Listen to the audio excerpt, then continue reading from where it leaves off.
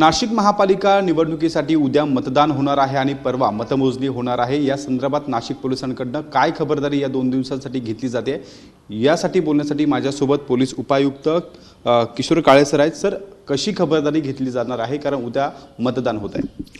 नाशिक महानगरपालिका निवडणुकीसाठी एकूण 1563 त्या ठिकाणी बूथ आहेत आणि जसं की आपण बघू शकता त्याच्यापैकी काही संवेदनशील देखील बूथ आपण त्यापैकी 44 लोकेशन संवेदनशील आयडेंटिफाय केलेले आहेत आणि 259 बूथ आहेत जे आपले संवेदनशील एरियामध्ये त्या ठिकाणी आहेत। एकूणच जर आपण बघितलं तर यामध्ये नाशिक शहर पोलीस आयुक्तालय याच्यामधला जवळपास 2700 पोलीस अधिकारी तथा अंमलदार यांचा बंदोबस्त आहे आणि बाहेरून आलेला जवळपास 958 आणि प्लस काही 1800 होमगार्ड्स असा एकूण 5000 पोलीस अधिकारी तथा होमगार्ड असा एकंदरीत त्या ठिकाणी बंदोबस्त आहे। उद्याच्या बंदोबस्ताच्या निमित्तानं आम्ही विशेषतः जे संवेदनशील त्या ठिकाणी काही बूथ आहेत किंवा काही प्रभाग आहेत त्यामध्ये लोकल पोलीस स्टेशन असतील किंवा क्राईम ब्रांच असेल किंवा आमच्याकडे जी SRPF जी आलेली आहे आणि प्लस आमचे क्विक रिस्पॉन्स टीम्स आहेत यांच्या माध्यमातून त्या ठिकाणी आम्ही अतिरिक्त बंदोबस्त तैनात करणार आहोत आणि कुठलाही अनुचित प्रकार होणार नाही याची आम्ही खात्री करत आहोत। संवेदनशील मतदान केंद्र आहे अशा ठिकाणी नेमकी काय विशेष खबरदारी घेतली जाणार आहे कारण त्या ठिकाणी मतदारांना देखील कुठेतरी जे वातावरण आहे ते देखील पोषक असावं? अगदी बरोबर आहे। संवेदनशील जी मतदान केंद्र जसं मी आपल्याला सांगितलं 44 लोकेशन्स आहेत अशा ठिकाणी आपण एक्स्ट्रा फोर्स डिप्लॉय केलेला आहे। त्याच्यामध्ये विशेषतः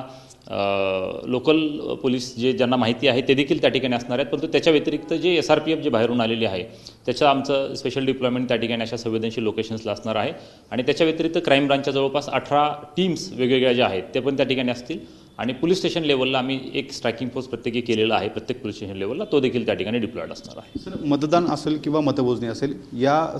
सर्व ठिकाणी काय काय खबरदारी घेतली जाणार आहे कारण अनेक ठिकाणी त्या ठिकाणी गर्दीचं नियोजन असेल किंवा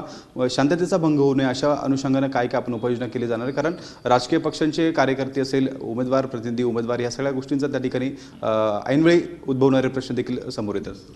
याच्यामध्ये सर्वप्रथम तर मतदानाच्या दिवशी आपलं जे मी सांगितलं त्यानुसार सर्व राजकीय पक्ष असतील किंवा त्यांचे प्रतिनिधी असतील यांना फक्त 1 टेबल 2 चेअर एवढंच फक्त त्या ठिकाणी लावायला त्यांच्या बूथवरती अलाउड आहे। कुठल्याही प्रकारचा प्रचार आपल्याला करता येत नाही, परंतु आम्ही देखील मतदानाच्या दिवशी एक्स्ट्रा त्या ठिकाणी काही संवेदनशील ठिकाणी विशेषतः आम्ही बॅरिकेडिंग त्या ठिकाणी करत आहोत परमनंटली आणि ॲज वेल ॲज काही टेम्पररी बॅरिकेडिंग देखील आम्ही त्या ठिकाणी वापर करणार आहोत। अपार्ट फ्रॉम दॅट मतमोजणीच्या दिवशी जे आपण सांगितलं तर असे आपल्याकडे 10 मतमोजणी केंद्र आहेत त्या ठिकाणी मतमोजणी होणार आहे आणि त्या ठिकाणी त्रिस्तरीय सुरक्षा यंत्रणा असेल ज्याच्यामध्ये SRPF आहे, लोकल पोलीस आहेत,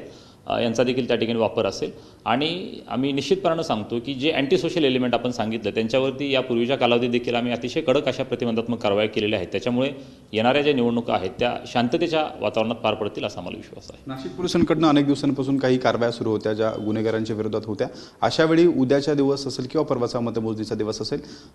काही तडीपार झालेले आहेत किंवा काही सराईत गुन्हेगार आहेत यांच्यावर काही विशेष लक्ष असणार आहे? निश्चितच याच्यामध्ये एकूण पोलीस आयुक्तालयाच्या हद्दीतून जवळपास 598 म्हणजे 600च्या आसपास आपण बघू शकतो की गुन्हेगार जे आहेत सराईत त्यांना आपण त्या ठिकाणी तडीपार केलेलं होतं। मग काहींना बॉम्बे पोलीस ॲक्ट असेल किंवा काहींना प्रतिबंधात्मक आदेश काढून त्या ठिकाणी हद्दीच्या बाहेर घालून दिलेलं आहे, त्यामुळे त्यांच्यावरती आमचं विशेष लक्ष असणार आहे आणि अशा कुठल्याही अँटी सोशल एलिमेंट्सकडून कुठलीही निवडणुकीची प्रक्रियेमध्ये बाधा येऊ नये असा आमचा प्रयत्न असणार आहे। CCTV देखील सर अनेक ठिकाणी पोलिसांच्या माध्यमातून देखील लावलेले आहे, महापालिकेच्या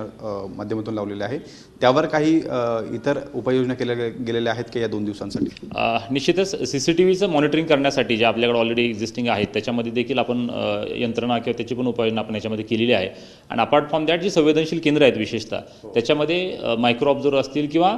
वेबकास्टिंगची जी सोय आहे ती देखील त्या ठिकाणी केलेली आहे, त्याच्यामुळे प्रत्येक ठिकाणचं जे लाईव्ह फीड आहे ते रेव्हेन्यूची जी यंत्रणा आहे, महसूल यंत्रणा किंवा निवडणूक यंत्रणा त्यांना देखील असेल आणि सोबत पोलिसांना देखील त्याचा ॲक्सेस आहे, त्याच्यामुळे त्याच्या माध्यमातून सर्व केंद्रांवरती आणि त्या सर्व ॲक्टिव्हिटीजवरती वॉच ठेवला जाणार आहे। मतदान आणि मतमोजणीच्या 2 दिवसांसाठी उमेदवार प्रतिनिधी असेल उमेदवार असेल किंवा राजकीय पक्षांचे कार्यकर्ते नेते असतील यांना नेमकं काय आव्हान करणार? आमचं एकच आव्हान असणार आहे की नाशिक पोलीस निवडणुकीच्या प्रक्रियेसाठी संपूर्णतः तयार आहेत,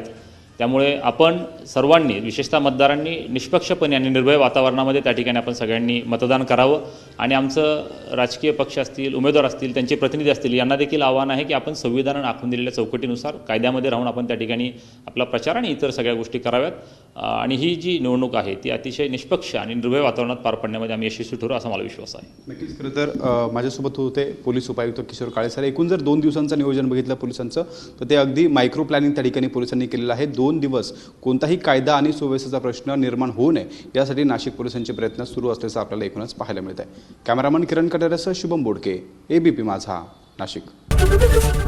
एबीपी माझा, उघडा डोळे बघा नीट.